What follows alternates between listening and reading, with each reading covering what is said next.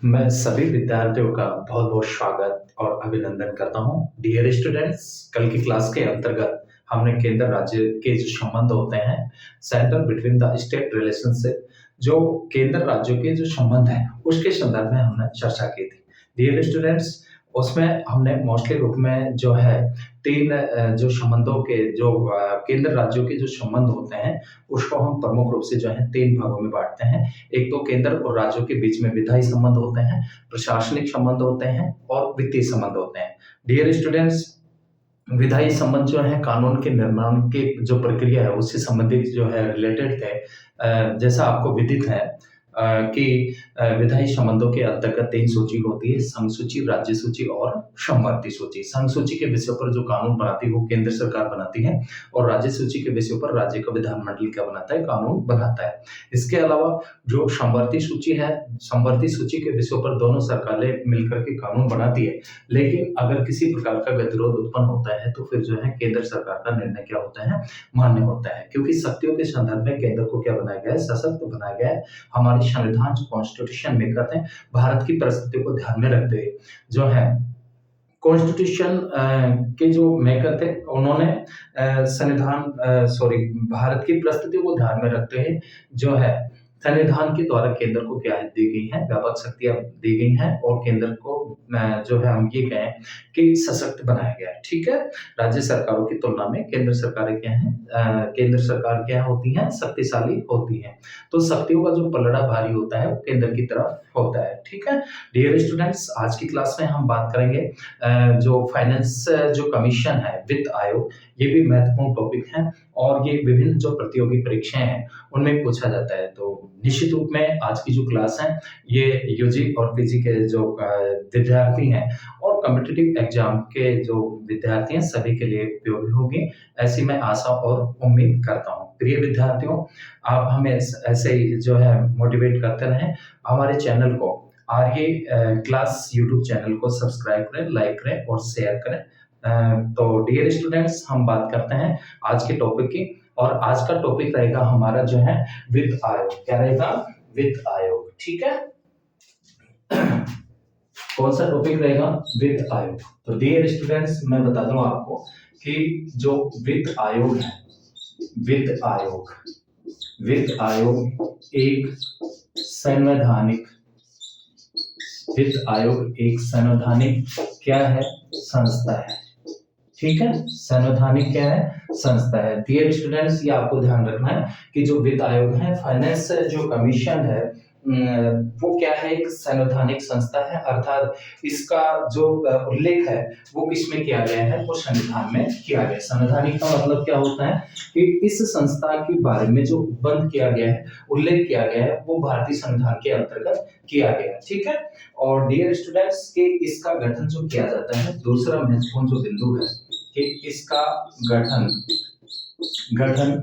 राष्ट्रपति के द्वारा किया जाता है। किसके द्वारा किया जाता है? राष्ट्रपति के द्वारा किया जाता है। दूसरी महत्वपूर्ण जो बात है जो है वो क्या है कि इसका जो गठन होता है, इसका गठन राष्ट्रपति के द्वारा किया जाता है। ठीक है, दूसरी महत्वपूर्ण बात क्या है कि वित्त आयोग का गठन राष्ट्रपति के द्वारा किया जाता है और प्रत्येक 5 वर्ष पर जो है प्रत्येक 5 वर्ष पर ठीक है, प्रत्येक 5 वर्ष पर। और इसका जो बंद जो किया गया है वो अनुच्छेद 280 के अंतर्गत। ठीक है, अनुच्छेद 280 के अंतर्गत। ठीक है, कौन करता है? राष्ट्रपति करता है। और 280 के तहत केंद्र सरकार को वित्तीय मामलों में इसका जो उद्देश्य है, हम उद्देश्य की बात करें कि इसका जो उद्देश्य होता है वो केंद्र सरकार को, कौन सी सरकार को? केंद्र सरकार को वित्तीय मामलों में, फाइनेंशियल जो मामले हैं, वित्तीय मामलों में सुझाव व परामर्श देने के लिए। ठीक है, कौन सी सरकार को? केंद्र सरकार को। कौन सी सरकार को? केंद्र सरकार को। जैसा विद्यार्थियों आप जानते हैं कि भारत में हम सरकारों के जो रूप देखते हैं हमारे यहाँ, क्योंकि राज्य, भारत क्या है? राज्य है, और राज्य के लक्ष्यों और उद्देश्यों की जो पूर्ति की जाती है, राज्यों के लक्ष्यों व उद्देश्यों की पूर्ति, उद्देश्यों की जो पूर्ति की जाती है वो किसके द्वारा की जाती है? उस सरकार के द्वारा की जाती है। किसके द्वारा की जाती है? सरकार के द्वारा। तो राज्य का जो मूल रूप होता है वो कौन होती है? वो गवर्नमेंट होती है, सरकार होती है। और सरकार 3 अंगों से मिलकर के बनती है: व्यवस्थापिका, कार्यपालिका और न्यायपालिका। डियर स्टूडेंट्स, भारत में जो है सहयोगी संघवाद देखने को मिलता है, और इसमें हमारे यहाँ पे जो है कि भारत में हम बात करें हमारे देश में कि भारत में सरकारों का जो वर्गीकरण किया गया है, सरकारों का वर्गीकरण, भारत में सरकारों का वर्गीकरण। तो मोस्टली रूप में जब हम वर्गीकरण की बात करते हैं कि हमारे यहाँ पे जो है संघात्मक जो है वो लक्षण भी है, और संघात्मकता के साथ में कुछ तत्व जो है एकात्मकता के भी भारतीय संविधान के अंतर्गत जो है पाए जाते हैं। तो डियर स्टूडेंट्स, संघात्मक फेडरलिज्म की हमने गत क्लास के अंतर्गत बात की थी। तो भारत में सरकारों का जो वर्गीकरण है मोटे रूप में, जहां संघात्मक व्यवस्था होती है वहां 2 स्तरों पर सरकारें होती हैं। कौन से स्तरों पर? 2 स्तरों पर। तो 2 स्तरों पर एक तो जो है, एक तो केंद्रीय स्तर पे कौन सी सरकार होती है? केंद्र सरकार। ठीक है, कौन सी सरकार? केंद्र सरकार। और राज्य स्तर पे हम बात करें कि भारत को जो है प्रशासनिक सुविधा की दृष्टि से 28 राज्यों और जो है 8 जो है केंद्र शासित प्रदेशों में क्या किया गया है? बांटा गया है। तो राज्य स्तर पर कौन सी सरकार होती है? राज्य सरकार होती है। कौन सी सरकार होती है? राज्य सरकार। और तीसरे रूपों में भी हम देखें कि भारत में जो डेमोक्रेटिक जो लोकतांत्रिक जो विकेंद्रीकरण है, शक्तियों का क्या किया गया है? विकेंद्रीकरण किया गया है। डिस्ट्रीब्यूशन ऑफ द पावर, शक्तियों का क्या किया गया है? पृथक्करण किया गया है, बंटवारा किया गया है। किस किस के बीच में? केंद्र सरकार और राज्य सरकारों के बीच में। और जो लोकतांत्रिक जो विकेंद्रीकरण है उस दिशा में पहल करते हुए जो है कदम बढ़ाते हुए पंडित जवाहरलाल नेहरू के समय से ही जो है प्रधानमंत्री काल से ही भारत में लोकतांत्रिक विकेंद्रीकरण की दिशा में महत्वपूर्ण कदम जो है बढ़ाते हुए आपको बता दूं मैं कि 2 अक्टूबर, कब? 2 अक्टूबर 1959 को राजस्थान के नागौर जिले से जो है पंचायती राज व्यवस्था का शुभारंभ किया गया था। कौन सी व्यवस्था का? पंचायती राज व्यवस्था का शुभारंभ किया गया था कि जो स्थानीय जो लोग हैं, कौन से लोग? स्थानीय लोगों को प्रशासनिक सहभागिता उनको प्रदान करने के लिए कि प्रशासन में उनकी जो है मोस्टली रूप में क्या हो? भागीदारी हो। इसको सुनिश्चित करते हुए जो है हमारे यहाँ पे जो है पंचायती राज व्यवस्था की क्या की गई है? स्थापना की गई है। कौन सी व्यवस्था की? पंचायती राज की। ठीक है, और पंचायती राज की दिशा में कदम बढ़ाते हुए 2 अक्टूबर 1959 को राजस्थान के नागौर जिले से पंचायती राज की त्रिस्तरीय व्यवस्था का शुभारंभ किया गया था। तो डियर स्टूडेंट्स, हमें लोकल स्तर पे, क्षेत्रीय स्तर पर जो है हम बात करें रूरल स्तर पे, तो पंचायती राज संस्थाओं के रूप में जो है स्थानीय स्वशासन देखने को मिलता है। ठीक है, जिसको क्या बोल सकते हैं? स्थानीय सरकार। ठीक है, तो डियर स्टूडेंट्स, जो वित्त आयोग है, वित्त आयोग का जो प्रमुख उद्देश्य होता है वो केंद्र सरकार को वित्तीय मामलों में सुझाव और परामर्श देने के लिए क्या होता है? ये इसका मोस्टली क्या होता है? उद्देश्य होता है। इसके अलावा इसमें एक अध्यक्ष होता है, इसमें एक क्या होता है? अध्यक्ष होता है। इसमें एक अध्यक्ष होता है। कौन होता है? एक स्पीकर अध्यक्ष होता है, और 4 अन्य सदस्य होते हैं। वह 4 अन्य सदस्य होते हैं। कितने सदस्य होते हैं? 4 अन्य सदस्य होते हैं। और आयोग के सदस्यों की योग्यता, उनके चयन की रीति के बारे में विधि बनाने का जो अधिकार होता है चयन के संदर्भ में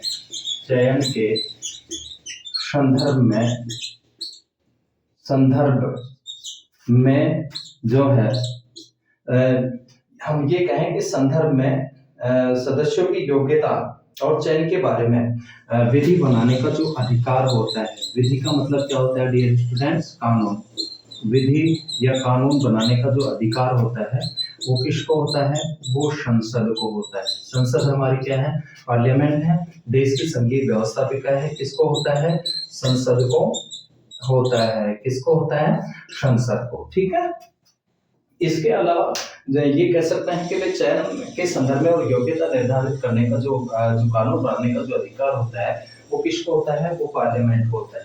इसके अनुसार जो है, इसके अलावा संसद द्वारा इस प्रयोजन या इस लक्ष्य की पूर्ति के लिए वित्त आयोग अधिनियम पारित किया गया।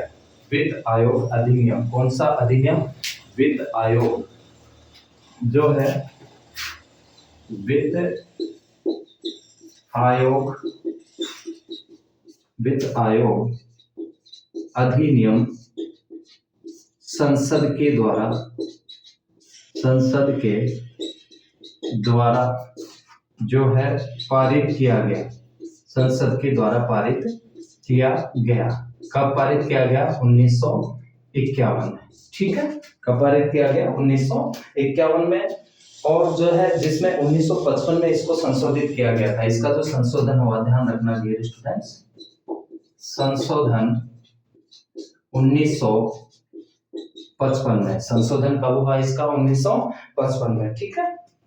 इसके अनुसार वित्त आयोग का एक अध्यक्ष वह व्यक्ति होगा जिसे सार्वजनिक जीवन में पर्याप्त अनुभव हो तथा आयोग के अन्य 4 सदस्यों की जो योग्यताएं रखी गई हैं उसमें मोस्टली रूप में क्या क्या बताया गया है कि वह उच्च न्यायालय का न्यायाधीश हो या उसके समकक्ष क्या रखता हो? योग्यता रखता हो। ठीक है। जो हमारी जो न्यायपालिका की जो सबसे बड़ी जो संस्था है, जो जिसको हम सुप्रीम कोर्ट के नाम से जानते हैं, जो दिल्ली में स्थित है। कहाँ पे स्थित है? दिल्ली में स्थित है।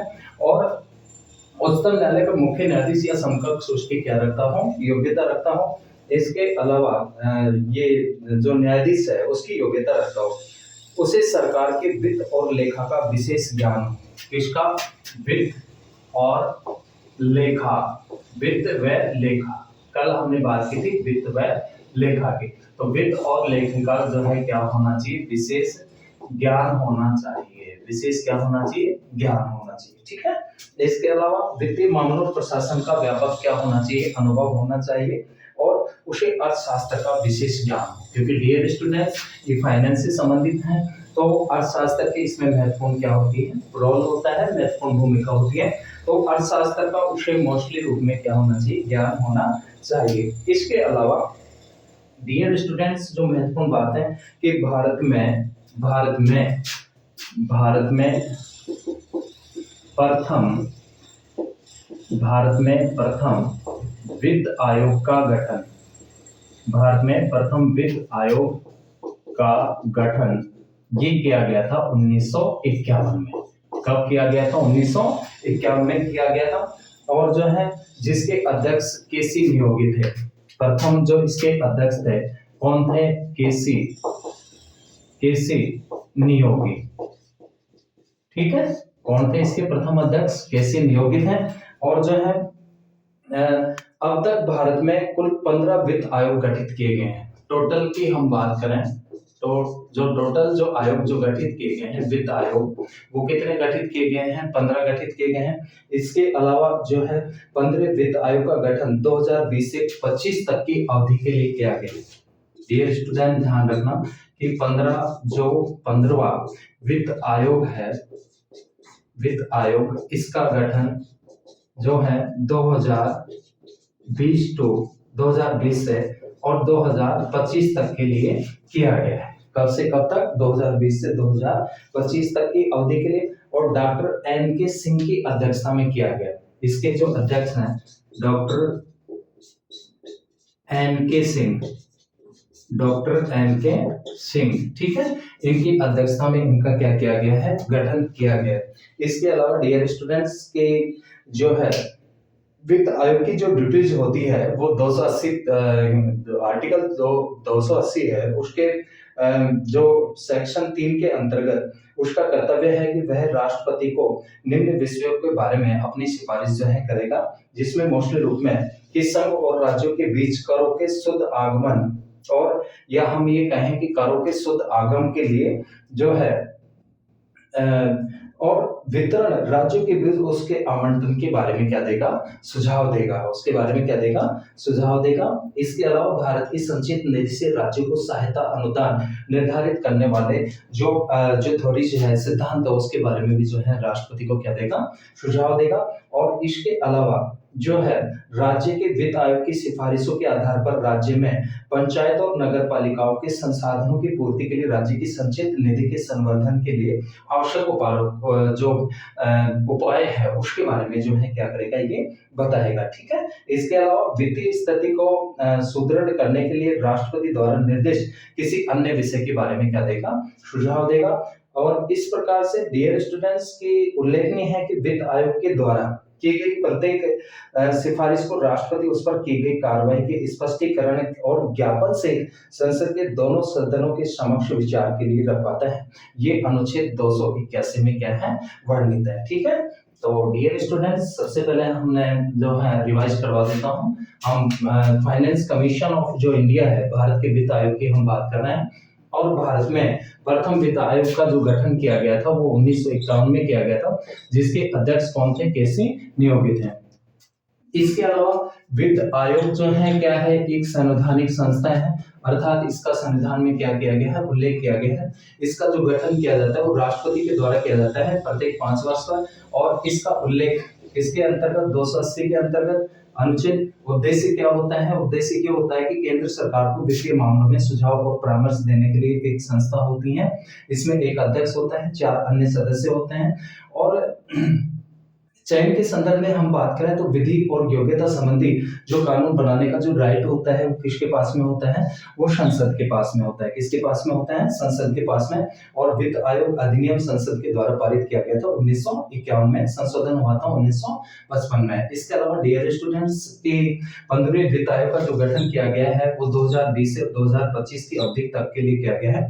और इसके जो अध्यक्ष बनाए गए हैं वो डॉक्टर NK सिंह। ठीक है। तो डियर स्टूडेंट्स, आज की क्लास का हमारा यही टॉपिक था।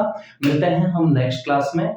और नेक्स्ट क्लास में हम बात करेंगे मोस्टली रूप में जो है केंद्र और राज्यों के मध्य जो विवाद के जो मुद्दे रहे हैं, विवाद के मुद्दे और उन मुद्दों को सुलझाने के लिए कौन कौन सी कमेटियों या आयोगों का, समितियों का जो है गठन किया गया, उसके संदर्भ में हमारी चर्चा रहेगी। ठीक है। तो डियर स्टूडेंट्स, मिलते हैं नेक्स्ट क्लास में। तब तक के लिए बहुत बहुत धन्यवाद। Thank you.